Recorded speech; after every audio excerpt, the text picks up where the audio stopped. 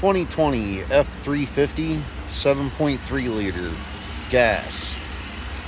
Had a cylinder 3 misfire code. I've had this come up quite a few times. I don't know how many people have run into this same problem, but it seems like for me, every couple thousand miles, I gotta change a plug wire.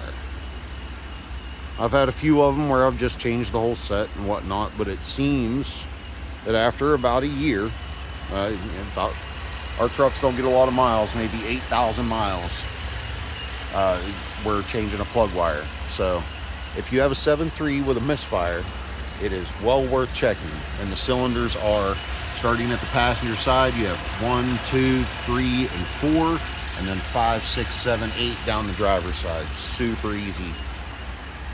So hopefully it helps somebody.